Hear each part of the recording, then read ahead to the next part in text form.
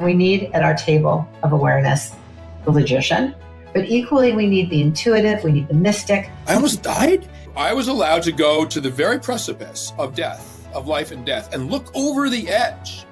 And I was allowed to behold what was there and allowed to come back. Most people aren't. When we talk about being aligned with ourself or being aligned with our soul or hearing our higher self, that's really what we're talking about, is being connected to that divine part of ourself, that light-filled part of us that is connected to God energy, that is connected to everybody here and every experience we've ever had. If more doctors, more professionals can open up to use intuitive gifts in their work, that's really important. Hi, I'm Dr. Amy Robbins, and welcome to Life, Death, and the Space Between. I'm a licensed clinical psychologist and medium, and here we explore life, death, mediumship, near-death experiences, consciousness, and what it all means.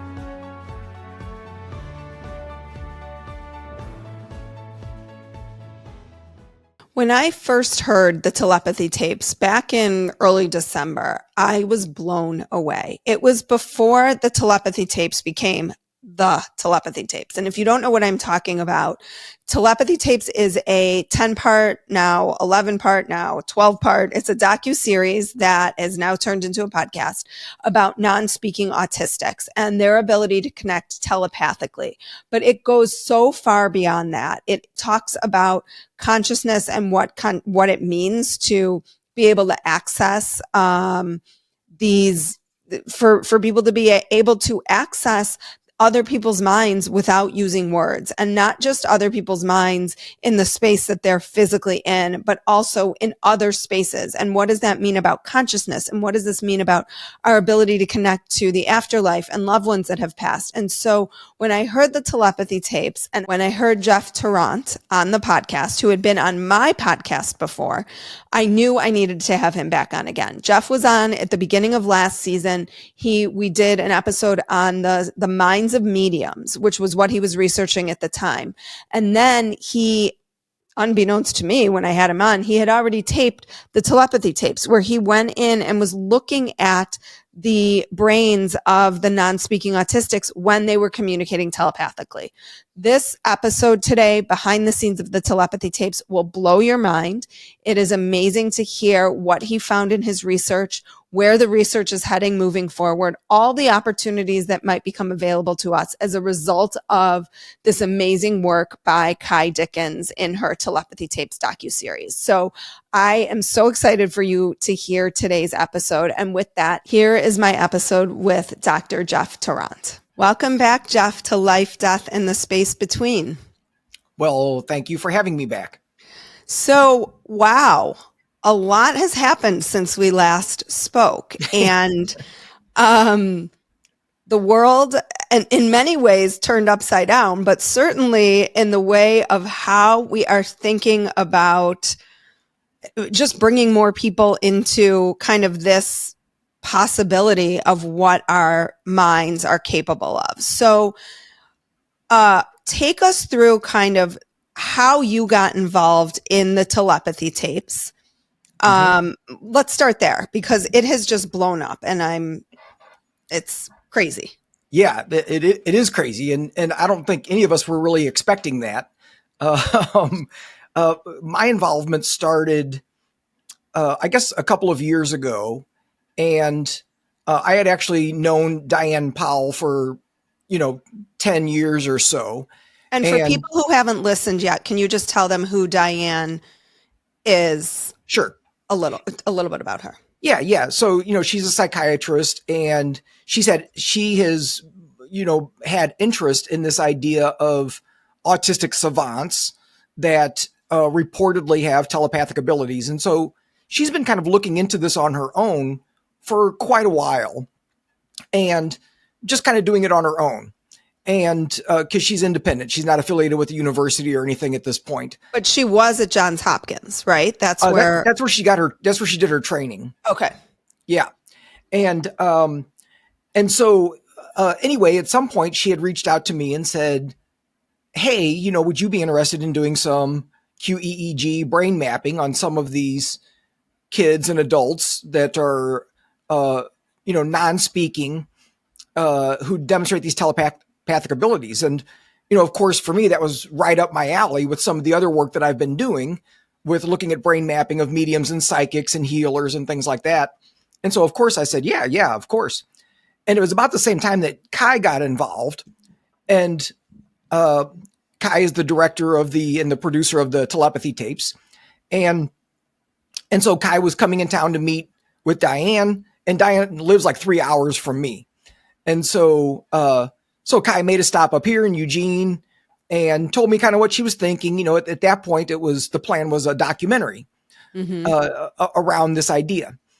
And, she's a documentary filmmaker by trade is what Kai does. And so we met, we hit it off. It all went really well. And, at this point, I mean, honestly, I've been invited to be parts of several different documentaries and none of them have gone anywhere. Different documentaries all looking at the same kind of thing in terms of mind mapping and things like that. Yeah. I mean, my role is always typically the brain mapping part, but none of them have ever gone anywhere. So usually when these things come up, I say, yeah, that sounds great. And I'm not really counting on anything. If something happens, great, but I'm not really banking on any of it. And, Kai is amazing. She's really, I hope you get a chance to talk with her at some point because she's really an amazing individual. And so she arranged for all of us to go do some testing with Mia, who actually is featured in episode 1. Mm-hmm. And so Mia was my first introduction to this world. And so we all went to Burbank, rented a Airbnb where we could do all the filming because Mia and her family live in Mexico. So they had to come up to Burbank. And so they had a whole film crew and audio. And I mean, it was a house full of people. And so that was my first introduction. And honestly, I really didn't know what I was getting myself into. I knew kind of what, Diane had been talking about, but I really didn't understand the significance of what we were going to see. Mm-hmm. I was kind of imagining what you see a lot of times in research with psychic abilities or telepathy where, people do significantly better than expected, which is usually not that impressive, honestly. Mm-hmm. If by chance you get 25% correct on something and then you do one of these research studies and somebody gets 30% or 35%, that's significant. And that's what the research usually shows. Mm-hmm. So that's kind of what I was expecting. But then of course, anybody that's listened to the telepathy tapes is aware that it's more like 100% with these kids. They just don't miss. And so what you're looking for people who haven't listened, and you have to listen. If you have listened to this podcast for one podcast or all 400 episodes that I have done, you will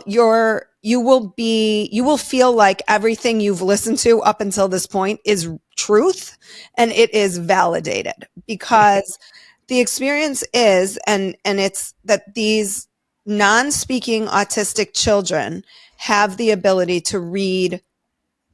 It's mainly their parents' mind, but also I want to talk to you more about their ability to connect in other ways. But the way that you were studying it in this kind of space was, could they read their parents' mind? And can you tell us a little bit about what you were looking at in their brains as this was happening? Yeah. So I did a 19-channel EEG recording. And, basically in order to look at something like this, you have to compare it to something. And so we would do a baseline first. So we would get a measure of their brainwave activity just when they were sitting doing nothing. And then also because, they're all non-speakers. And so the way that they communicate is by pointing to letters or numbers on a letterboard. It's kind of like a stencil that is usually held by the mom or by somebody else. And they can spell and communicate that way. And so as another baseline, we would have them communicate, but not about telepathy or anything like that. Just, it's like, well, what's your brain doing when you're communicating? Mm-hmm. So like when you just say, I want a glass of water or something. Yeah. So actually what we would do is have them talk about whatever they were interested in, so that it was a more continuous stream of discussion, right? Mm-hmm. Of them kind of sharing whatever they felt like talking about. And, we might engage with them as well and ask questions or things like that. But that was all just baseline. Because of course, it's like, well, the question becomes, well, what's different when they're doing a telepathy experiment than when they're just regularly communicating by pointing to the letterboard? And do their brains look different when they're pointing to the letterboard versus when a non-autistic speaker, like a non-neurodivergent speaker, I guess, is like when you and I are communicating? Does my brain look the same as a non-speaking autistic brain would look while they're communicating? Actually, I'm not able to answer that yet, because and it gets a little bit technical with how we look at brainwave stuff. But there's different ways to look at brainwave activity, and one way is to take somebody's brainwave data and compare it to sort of a database that exists out there in the world. Okay, that makes sense. And say, well, how does your brainwave compare to average, right? Because there's a database of hundreds and hundreds and hundreds of people out there. And so we can say, well, how does your brain compare to average? And unfortunately, I wasn't really able to do that because there was a lot of what we call artifact in the recording. So one of the things that's tricky about EEG is that it's very sensitive to movement or muscle tension or things like that. And, a lot of these non-speakers, because they are diagnosed with autism, they often don't have great control over their body. So there's extra movement, there might be vocalizations, there may be things going on that makes the data a little bit messy. We knew that going in, that would be an issue. But one of the ways that we can analyze it is by saying, well, even if it's a little bit messy, so comparing them to themselves, what changes? Because you could assume that there's going to be the same level of messiness, right? Even if they're doing telepathy, there's still going to be some extra movement. There's still going to be, so it's essentially subtract constant, right? Right. So essentially, if we subtract those two things from each other, then what we're left with is, well, what's different? What's different when they're doing telepathy versus when they're not? And so that we were still able to get some good data, even though there was some other limitations, like we just discussed. And so, Mia, so I've had an opportunity to work with 3 different individuals, and all 3 of them were featured in the telepathy tapes. So Mia, Houston, and John Paul. Oh, and you met John Paul. I did. Yeah. Yeah. And those of you that haven't listened to the telepathy tapes yet, he passed away about a year ago. His story is pretty remarkable. Unbelievable. I have the goosebumps as we're just talking about it. His story was unbelievable. Yeah. And so I got data on all 3 of them, and, all 3 of them looked a little bit different, which was kind of interesting.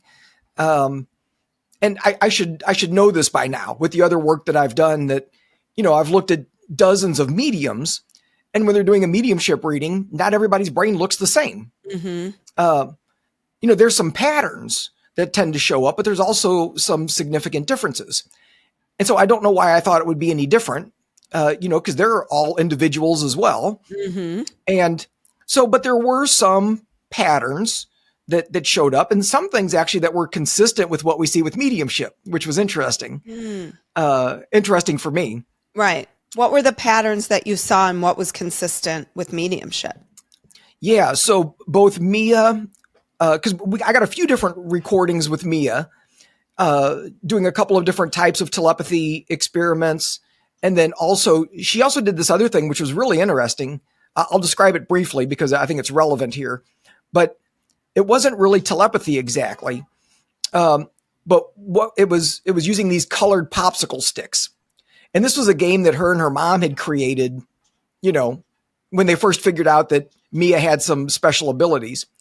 And so her mom had taken all these popsicle sticks and colored them like 5 or 6 different colors. So there's red ones, blue ones, green ones, etc. And so she would lay out on the table like one of each color as an example, kind of spread out a little bit.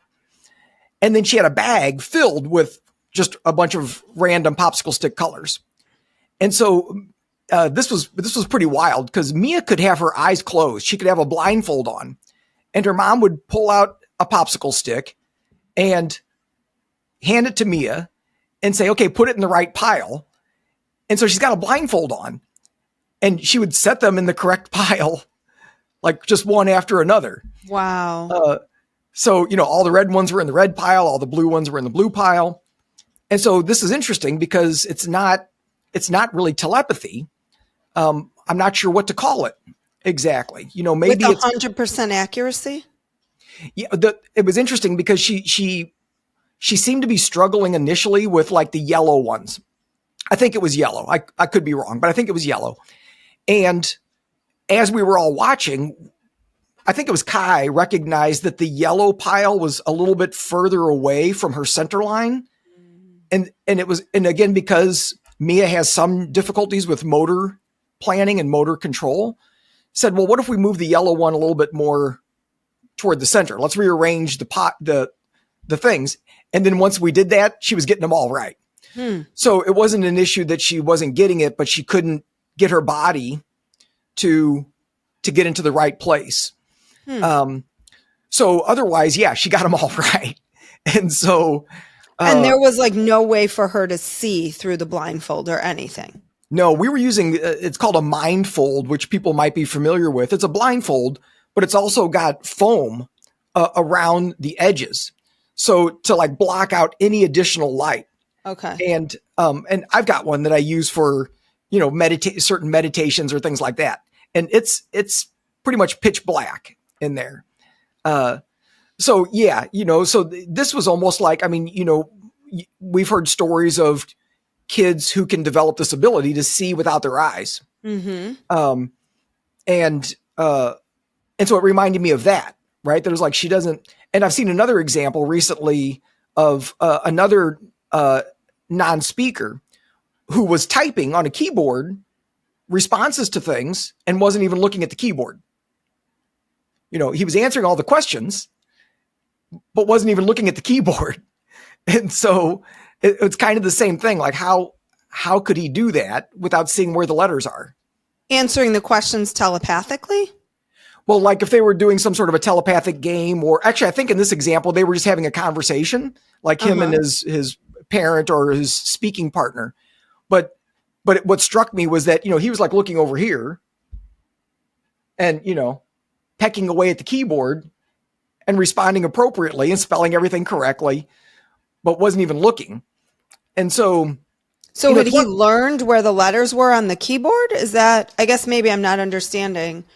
Well, it's different than, so like, I learned typing in school. That's how old I am, right? I took a typing class. And, me too. Yeah. And you learn how to type and you learn where all the keys are and you can negotiate that with your 8 fingers, on certain keys, home row, Right, exactly. Home row. Home row. I don't know how I remember that, but in this case, like they're not typing that way. They're like, they're pecking at it. Okay. Right. So that's a whole different ball game. If you're just, can you imagine trying to type something with one finger, even if you know what the keyboard looks like? Right. And getting it all right. Yeah. No, I don't even think I could type with one finger knowing what the keyboard looks like because so much of it is automatic. Right. And it's all in relation to where you're at on home row. So anyway, it just reminded me of this. And so it makes me wonder if some of these kids have other abilities. And they talk about that in the telepathy tapes, but I think some of their abilities expand beyond telepathy, which, the telepathy is amazing enough. But I think for some of them anyway, there's more going on as well. So tell us a little bit more about with them, what the sort, for people who haven't listened yet, or if you have, this is kind of an opportunity for us to go a little bit deeper because it kind of, it's a documentary, so it weaves in all different stories along the way. So you're watching their brainwaves as they're doing what specifically? Yeah. We got the popsicle sticks. What were the other things? Yeah. And honestly, the popsicle sticks, not to linger on that, but the popsicle sticks was almost more like a side game that me and her mom were playing when they were waiting for all of us, because you got camera crews that are trying to figure out the right angle and the right lighting and setting everything up. And so a lot of time they had to be sitting there waiting for us. Mm-hmm. And so this was like a little game that they would play. And like you on were the just side. like, let me see what's going on here. Yeah. And then eventually it was like, let's do that, right? For real. But so the tests would range in various ways. And this was true with all three of the folks that I saw and worked with. So some of the tests were like random number generators. Mm-hmm. So there would be a app on an iPad that essentially all the app did was choose a random number. So you give it a range, right? And in this case, we were usually using a 3-digit or 4-digit numbers. So if it was a 4-digit number, the range might be from 1111 to 9999, something like that. And so you hit the button, the computer picks a number randomly, 8432, whatever. So then we would take that iPad, show it to the mom, angled away so that there was no way that the speller could see anything. As soon as the mom saw it and had it in her mind, we turned the iPad over, so that was closed. You couldn't see it anymore. And then the speller would then, point to the letters on their letterboard, identifying what that number was. Mm-hmm. And, for all three of them, they just didn't miss. Like, we could do this all day long. And, and if you think about that for a second, that's very different than kind of old school telepathy tests, which are, it's called forced choice, where, you show the sender, the person that's looking at an image or whatever it would be, you're showing them something. And then the receiver, the person that's doing the telepathy, that's one of 4 choices of images that they see. Right. And so then their job is, well, pick the one image that you think the sender is looking at. So they have a 25% chance of getting it right. Right. Just by guessing. Right. Now that's a forced choice, and that's still pretty cool if people get really good at that. This is what you call an open response test. There are no options, right? So if you think of all the possible numbers between 1111 and 9999, and to just get it right and then get the next one right and the next one right. And, with John Paul, we were playing this game with him. This was kind of an informal test. And Dr. Powell was she was just writing numbers on a piece of paper because we were just kind of messing around. And she would write something down, 4 digits, show it to John Paul's mom, Libby. And I mean, the minute that Libby saw it, John Paul was pointing to the letters. Like, we couldn't go fast enough. Like, we were going as fast as we could. It was like rapid fire. And what was going on in his brain at the time? Well, that was what was really interesting. When I looked at John Paul's brain in particular, my first look at the data, I was sort of shocked because, I looked at his brain at baseline, and then I looked at it doing this, and there wasn't much difference. And, at first I was like, this doesn't make any sense. Like, something's goofy here. But then when I started thinking about it, it's like, well, wait a minute. Maybe nothing was different because his mental state didn't change. Maybe he's always connected to his mom. Right. And so it wasn't like he had to do anything different. Now, when I went back over the data more recently and with a little bit more care and really trying to,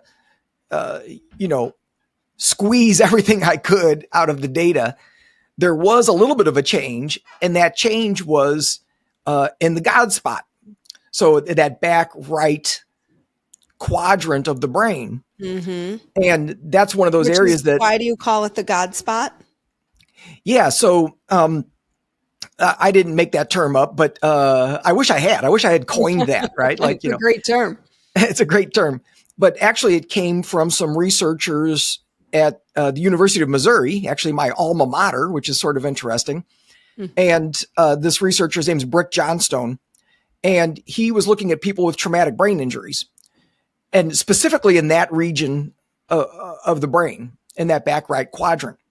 And what he found was that when people had an injury there, they became more empathic and they reported more spiritual experiences. And so then it became kind of dubbed the God spot, right? Okay. Like the media got a hold of it and started calling it the God spot. But what's interesting is that area often goes offline. And by offline, I mean like there's more slow brainwave activity or some other kind of unusual activity in that same region with mediums and other folks when they're doing their work. It goes offline. It goes offline. Huh. Yeah. And what's interesting is that that part of the brain is largely responsible for boundaries.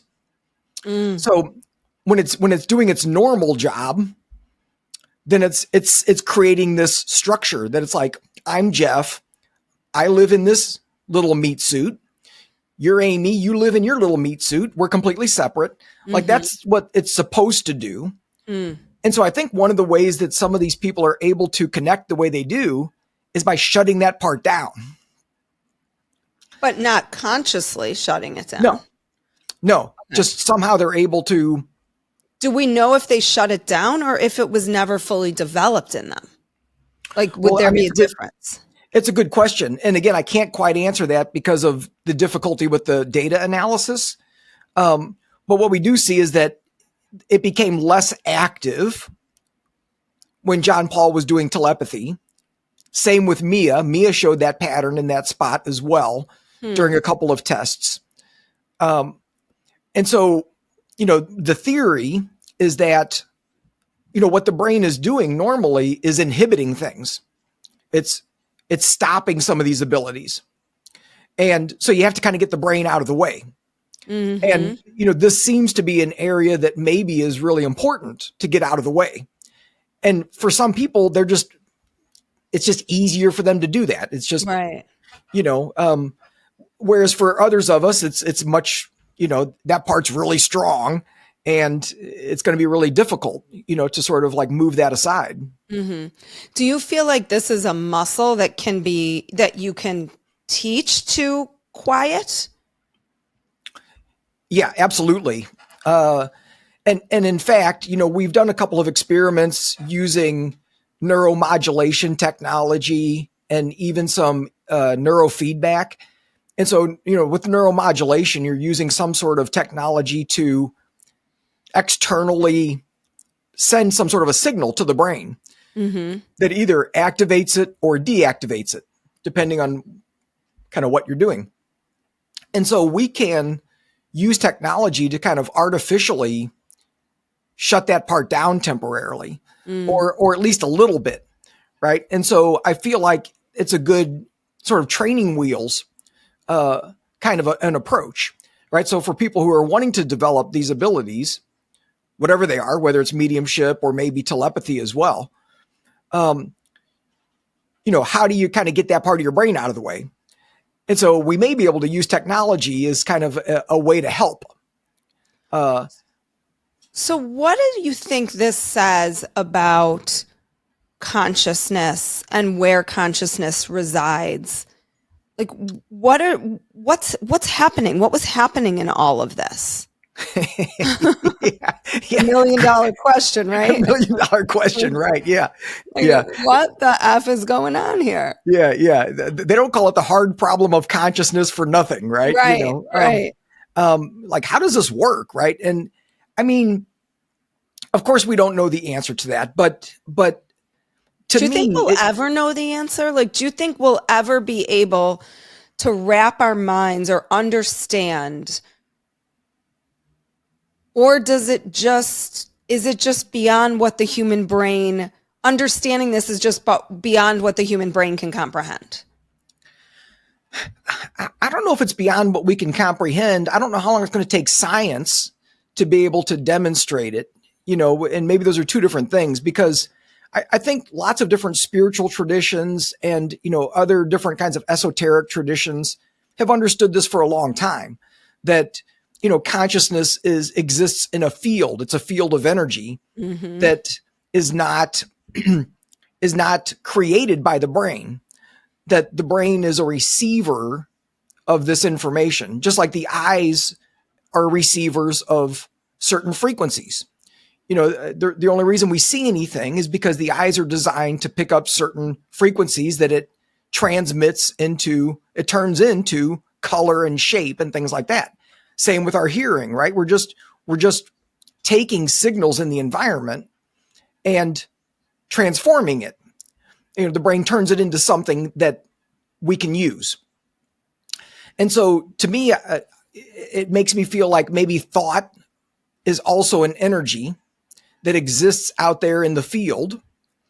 And most of the time, the brain is keeping that stuff out, right? So that... Right, because can you imagine I think they talk about this in the telepathy tapes, is like if you were constantly inundated with everybody's thoughts, and when you think about autistic children, and if this is something that's consistent among them, and what their sensory input must be, if they're constantly being able to pick up on all of this. I mean, it's like having like 50,000 channels on in your house at one time. Yeah. That would be a horrible way to live. It's been a while since I've talked to you about what I'm up to. I want to first start by thanking so many of my supporters who have supported me on Patreon and in my Circle community. What's so exciting now is we have my new Circle community up and running, where if you want to contribute to supporting the podcast, you can do so at different levels for different values. So head on over to my Circle group. You can actually find the link in the show notes below, and there's opportunities to continue to support the podcast. And I have to say, your support of the podcast is frankly what has kept this podcast going over time. I have been funding the podcast solely by myself.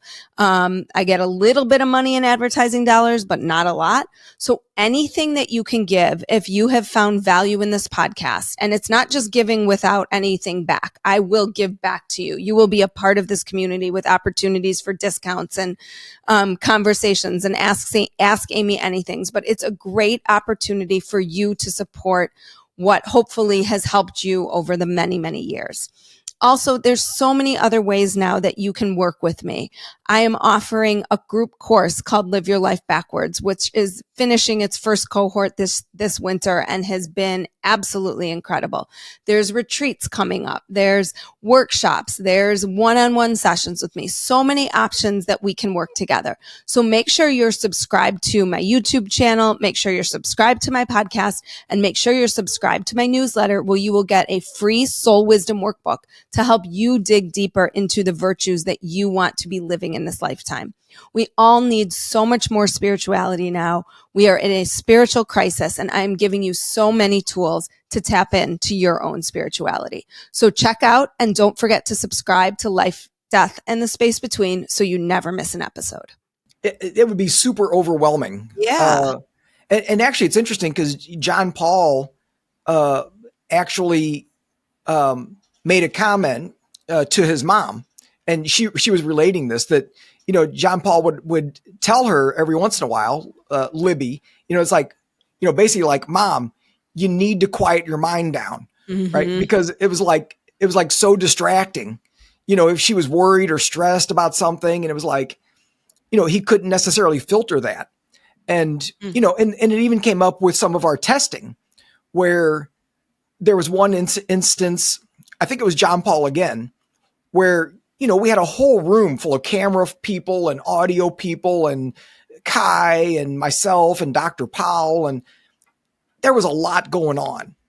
And, there was, several points where it was like, okay, like, this is too much. I had to kick everybody out of the room. Right. Like, everybody that doesn't need to be here. Right. If you're sensitive to energy and you go into a space where there's so much energy, whatever that is, and you can feel that, it overwhelms your system. Totally. Yeah. So having to, it's an interesting conundrum, right? In terms of being able to test. So there's several things that make it really challenging to test these non-speakers, because they have these sensitivities, which then makes it a little bit challenging to get the environment right. Because, we obviously want them to be comfortable, Right. To be able to do whatever they're doing, but just to feel comfortable. But that may be in opposition to what we need to do from a research perspective. So Is that what like the haters are saying about this that are not buying into the story here? Well, I mean, the haters, if we're going to use that term, they actually have some valid points. Now, the way they say it sometimes is, they could probably frame it in a nicer way, but, they have some valid points, which is, so for instance, like with Mia, she does best when her mom has some sort of physical contact with her, in terms of telepathy. Right. And so, her mom has been reducing the amount of contact over time, so that Mia is learning how to do that independently. But for all the tests, her mom would still have to put her finger on her forehead. Now, I saw Mia do this all day long. And so for me, I have no doubt that what she was doing was... Right. There wasn't some like weird tapping thing that was happening where she was transmitting Morse code through her. Right. But from a skeptical perspective, say, Right. well, okay, wait a minute, mom touching her forehead. Maybe she was giving some sort of subtle cue about when she was right or wrong or whatever, or, a more common critique would be that the moms are usually the ones holding the letterboard that they're pointing to. And well, maybe the mom is slightly shifting the letterboard toward the correct answer. Like a Ouija board. You're sort of moving your... Yeah. So, I mean, again, I saw this enough times in enough circumstances that I'm convinced. I don't need any more data for me personally. But I understand from a skeptical perspective, it's like, that's not ideal, right? It's like, that's not what you would want. You would want things to be more controlled. Is there an opportunity to have controlled studies on this? I know that Dr. Powell did not have success getting that through at the universities that she worked in, right? Yeah.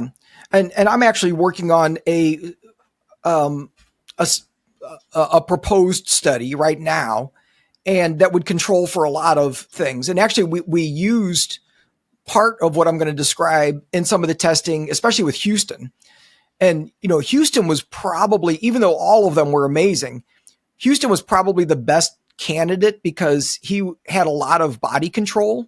He was able to sit really still and, was very independent in terms of his ability to spell and these sorts of things. But so we had a computerized test that I had created with a friend of mine who's an engineer. And so he created a test where we had two different computers, and one of them was the sender, one was the receiver, and they were synchronized together. But we had them stationed on opposite ends of a long table.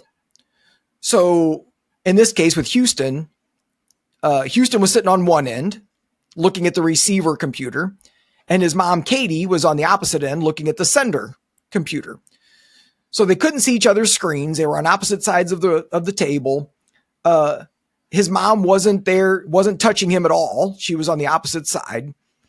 And Dr. Powell was the one holding the letterboard for Houston because he's, at that point, he still wasn't able to type on the keyboard. But he could point to the letters. So we set this test up so that the computer would randomly pick either a 4-digit number or a word. We had a bank of words that we put in there, like 3-syllable words. So they weren't simple words. And nobody knew these bank of words except for me. So Dr. Powell hadn't seen them. Katie hadn't seen them. Houston hadn't seen them. Kai hadn't seen them. I was the only one that saw them before we did the testing. And so when we started the test, one of these words or numbers would show up on Katie's screen. And then at the same time on Houston's screen, it would give them a prompt that would basically say, enter your answer or enter your response. And so then Houston would spell it out.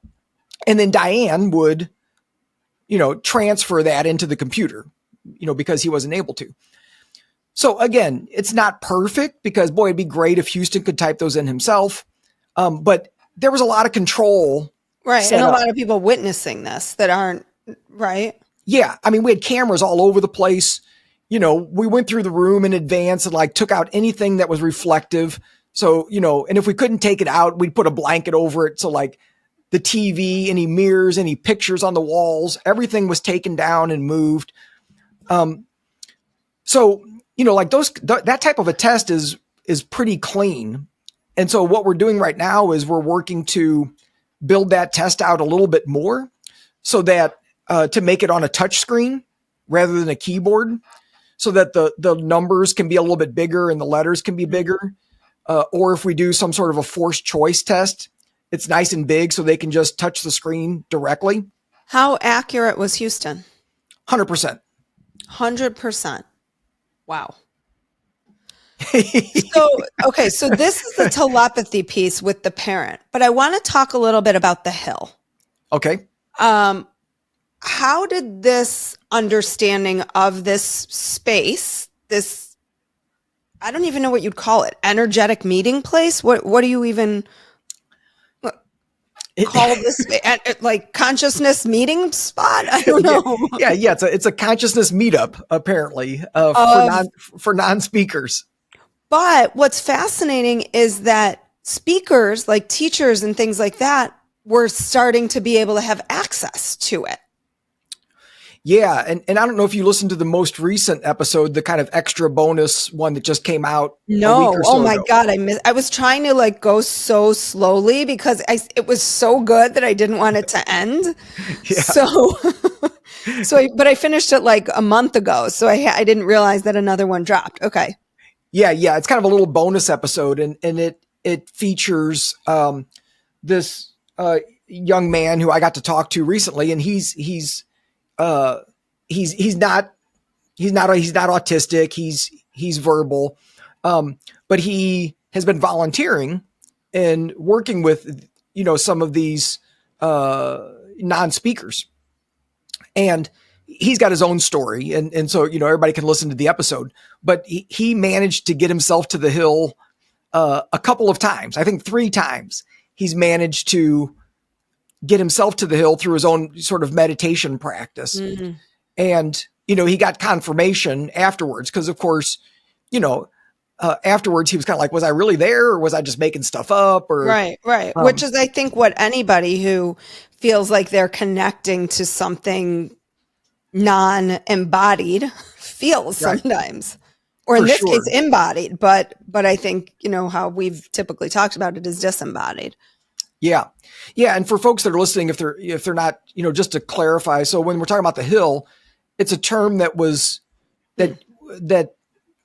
kind of came up with some of these non-speakers, and many of them have brought it up independently, which was kind of interesting. Right. And it's this kind of mental space where a lot of the non-speakers get together and hang out and have. It's like a Facebook group. It's like a Facebook group, but it's all in whatever, some sort of energetic space where they can go and hang out and talk to each other. And apparently they teach each other stuff and share information and talk about things that are concerning to them. And so it's a social place for them to all be with each other and support each other and learn from each other. And, you know, what's interesting is that, you know, John Paul talked about it, Houston talked about it, but then it was confirmed, you know, some other people that had never met John Paul or Houston started using the same term, talking about going to the hill for the exact same thing. And then when they started asking these non-speakers, the vast majority are like, oh yeah, that's like a thing we do. Mm-hmm. And basically have said, yeah, all non-speakers can go there. You know, it's like our place. And, you know, it's pretty amazing, right? And now that's a tough one because how do you prove that, right? It's like, well, you know, so again, this is where we get into that weird dilemma of kind of science versus experience. Right.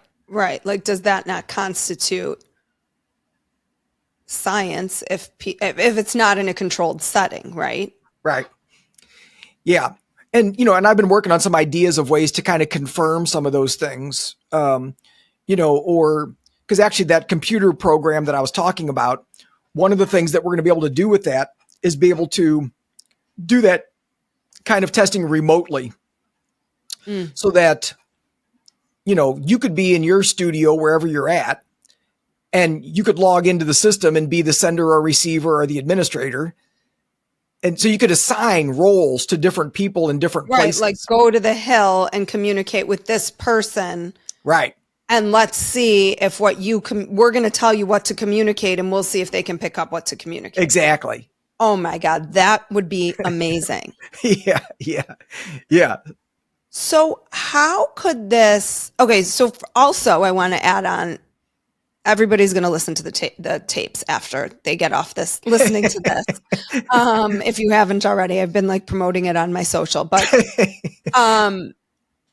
so they can also, many of these non-speaking autistics have also the ability to communicate with loved ones who've died.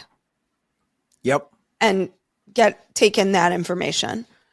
How do you, why do you think that this blew up like it did? Because Kai couldn't get anybody to help support this project, right? I mean, that's the amazing part. I love these stories. It's like no one believed in this.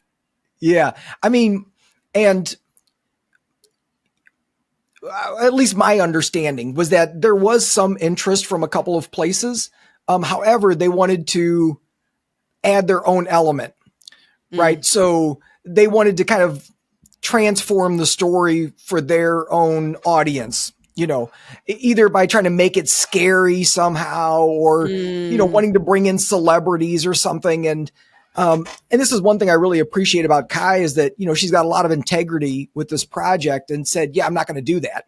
Right. And well, it's the authenticity of these stories, right? These human beings who have really been kind of cast away by society, which is kind of the point that she's making throughout it as well, is like, we assume they don't know, they don't understand, they can't. And yet they have a whole world that we are just not privy to. And shame on us. Shame on us. And honestly, I mean, that may be one of the biggest things that aside from the fact, I feel so privileged to have been even a small part of this, right? But I feel like you were more than a small part, but well, thanks. A medium part. When they said your name, I was like, oh my God, he was on my podcast. I gotta reach back out. This is amazing. But I really like and appreciate how Kai made the story about them and their experience in their world. And, and for me, this has really shown me some of my biases and misunderstandings. I mean, I'm a psychologist, but the way that, and you can probably appreciate this, from your background too, right? Like, I mean, the way that I was always kind of taught and trained about folks with autism is exactly that, right? That it's like, there's nobody really in there. Right. And, the fact that they've been treated as basically kindergartners for their entire life, it's like, yeah, that's all they're capable of. And so for me, seeing all of this, it's completely, changed my perspective and, and not even just with non-speakers, but actually just walking around out in the world. It's like, be careful what you're thinking, right? Like, who's tapping into this? But then when they talk about that energetic space, I cut you off. I'm sorry. Go ahead. No. What were you going to say? Well, no, just, looking at somebody that I might judge based on their appearance and kind of realizing like, I actually have no idea what their internal world is or what's going on. Right. It's like, so just judging somebody based on their appearance is clearly, or their behavior is maybe not the best way to go. Right. Because if we judge these folks by their behavior, they don't have very good control over their bodies. And a lot of times they'll do things that seem really unusual. And, and so it's easy to make to rush to some sort of judgment. And, they're actually brilliant and, have some gifts that the rest of us will probably never have. So I think it's taught me a lot. So where do you think we go from here? I mean, this feels so cutting edge to me. And also, I have so many questions about what it might tell us also about other neurodivergent kids who don't fit in the mainstream way of doing things. And I'm not even just talking about like kids who are on the autism spectrum. I'm talking about like nonverbal learning disabilities, kids with ADHD. Like, I've even noticed just in my observation of sometimes kids like that, like there's a definite level of like interest, creativity, out of the box thinking.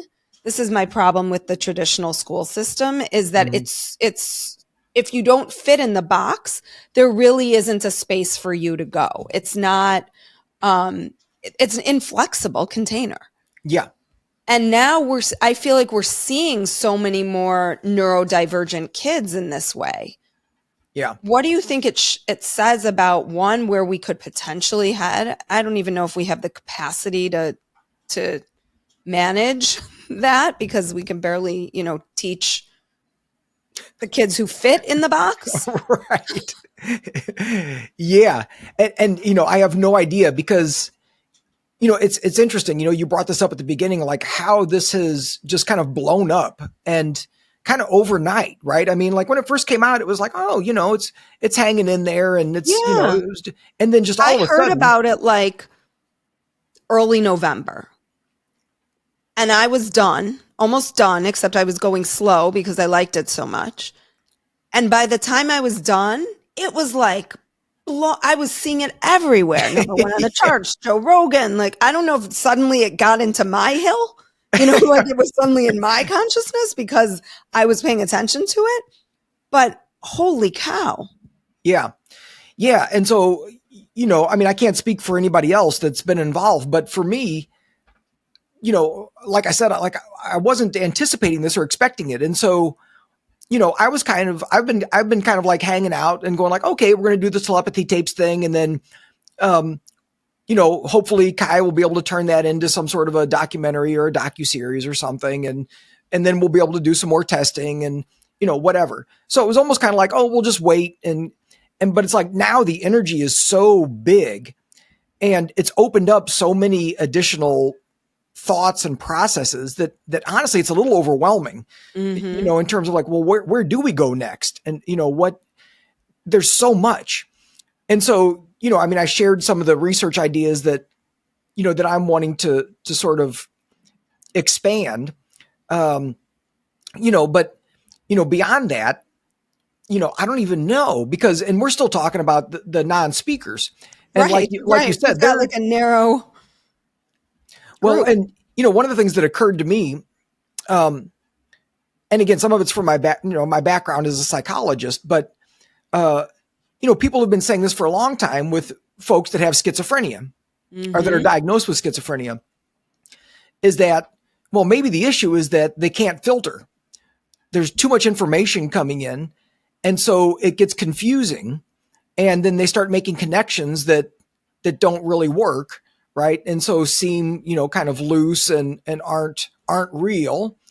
But maybe the problem is just that there's so much information coming in because they don't have any filters. And so it's got me thinking about, I mean, because, I know I've got some friends with relatives with that are diagnosed with schizophrenia who have told me that they've got psychic abilities and they've got all these things. Right. That has been demonstrated, to them over and over, that they've had these experiences.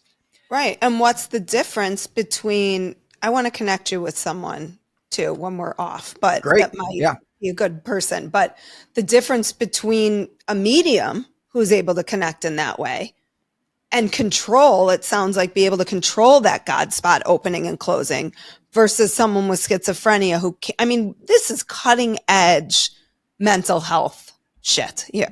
We're like on the cutting edge. Will you bring me along with you? Sure. Yeah. Don't forget the little people who knew you when. I don't know where we're going, but I'm coming. Wherever we're going, I'm coming. So schizophrenia, are there other things you're thinking about in terms of? I mean, that's been the primary thing. Although, I also had somebody else that I've been talking with who, this is an adult, who was recently diagnosed with, sort of a mild form of autism, right? And they're verbal, and they function just fine in the world, and they've had their own sort of psychic type experiences and things. And so we were having a conversation, because they were asking, like, well, how come nobody's looking at these other folks? And it's like, good question, right? Like, I mean, we're just stepping into this, right? Like, Right. this is just something that we really don't even have a grasp on. And so it opens up all of these other possibilities, and perhaps there's something unique about the non-speakers in terms of how they're wired. And maybe some of it does have to do with the fact that they're not using verbal language, that maybe that's part of what makes it easier for them to connect in this way. And that was actually brought up, this person that I was just referencing, they brought this up, and they said, I wonder if part of the issue is that they're not relying on words to communicate. And So is that part of the brain, which I probably should know, and I did know when I had to take my licensing exam 20 years ago, is that part of the brain shut down? The part that verbal expression, I forget which. well, it's interesting, right? Because for most people, most of the language stuff is in the left hemisphere. Mm-hmm. And, even though a lot of the brain is kind of redundant and there's right and left brain stuff is always working together, most of the language functions are on the left. And it's interesting because, this is one of the things that I find really interesting is that when you really start to think about it, when we use words, what we're doing is we're categorizing something. We're taking an experience and we're actually putting it in a box, to use that again. We're saying, oh, that is a chair. This is a thing, right? We're limiting what it actually is because we put a word on it. Right. And, right. And I talk about that with Accommodation, I think. Assimilation or I think it's assimilation or accommodation. It's like a skill that you learn very early on. I remember. Right. But it's like, the old Zen thing, right? Like, pointing at the moon is not the moon kind of a thing, right? It's like the symbol, whatever it is, when we put a word on it, that's not what it is. So just like, in Taoism, right? The Tao that can be described as not the Tao, right? Like if you try to, or in Judaism, right? You can't talk about God because as soon as you talk about God, you've limited God. You've put words, you've limited the capacity of what it is. Right. Right. And so to me, thinking about that, it's like, maybe that's part of what's going on here is because if they're more in their right hemisphere, which is more experiential, and so if they're operating more from their right hemisphere, which is also where that God spot is in the right hemisphere, maybe they're just have more of a pure connection to what is rather than something that's been analyzed, categorized, filtered. And, right. Into this. So it fits in the space in which you then can understand it. Right. Yeah. So, and by the way, that's another interesting pattern that we see with mediums is that most of the changes in the brain are in the right hemisphere. The vast and majority. I say when I have information come in, I always feel like it comes in right here. This is how I've described it. I'm like, I feel like it's coming in right here, but I never knew that's what it was. Yeah, makes sense, right? And that's interesting because some mediums do have a physical sensation, in their head, of where they feel it. Yeah. I mean, and I don't even classify myself as like a medium. Like I bet if you tested me, I would fail. But when I do get information and it tends to be accurate, it does come in through that's where I feel it. It's always right here on this right side of me. Yeah. And it'd be, so like you would be a really fun person because you have I don't like to fail. I don't like to fail. I don't mean to test you necessarily, but you practice these skills and you have some ability. And so, to like do what I was suggesting earlier, like use one of these devices or something and put it in that area where you feel it and see if that influences your experience. If it makes it easier to tap in, or the information is more accurate, or, I'd like to walk around with that thing. Because seriously, I know we have to stop. I could talk to you for like 12 more hours. Because I feel like sometimes I'm like, wait, is that my thought, or am I picking up on like the person I'm walking by? Because this doesn't seem like a thought that I would have. So why am I thinking this? Right. Like, doesn't feel congruent with how normally when I watch my mind, I'm like, oh, I know that's me, but like, that's not me. Yeah. And I think that's a common challenge, right? With any of this kind of work, at least, for those of us that are speakers, right? Because, I hear that all the time from people, right? That it's kind of like, is this me, or is it not me? And it's like, good question. And, my own little bit of dabbling with some of these things, the only time that I feel super confident is when some information comes in and it's nothing that I would have ever made up myself. Right. And it's like, what the heck is that? Like that, right. That just doesn't even make sense. And that's usually when I trust it more, right? Than if it's clearly something that I would have made up or comes from my own conscious mind, But yeah, it's a tough one, right?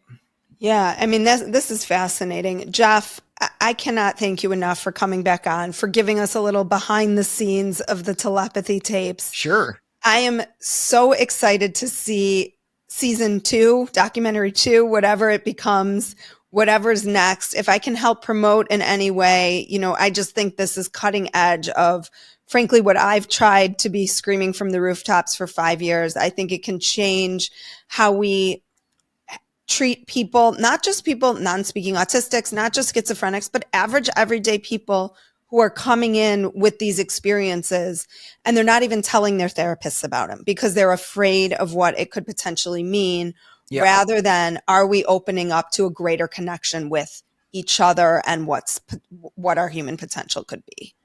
Yeah, for sure. And, maybe this will be my closing thought, right? But tagging into what you're saying, in the telepathy tapes, some of the nonverbal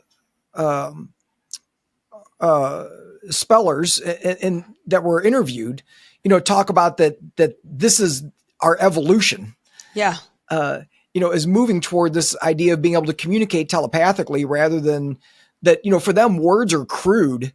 They're limiting, probably. They're limiting. Yeah. Right. And many of them actually made a choice. Like, they were starting to be more verbal, and they were like, this is like way too much work and it's way too limiting. So like, I'm just not going to do it. I kind of get that. There are days where I'm like, I could just live in meditation and just be in that space of like, it feels like expanded connection. Yeah. So I know it's not the same, but certainly, this is just fascinating work, and it's so exciting that you got to be a part of this and that it has been received in the way it has. I think it just really speaks to where we are as a society in terms of our desire to understand and what is beyond just us, and the ability to connect with one another in a time, I think, frankly, we couldn't need it more, is all of us opening that God spot. And connecting to what is greater than just us. So, Jeff, thank you so much for your time and insights and education on this. It was just fantastic. Awesome. Thank you very much. Like what you heard today and want to hear more?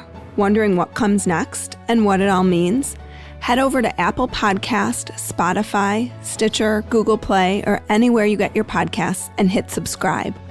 Also, if you could take a minute to rate and review my podcast, I would really appreciate it. Stay tuned as we continue to explore life, death, and the space between.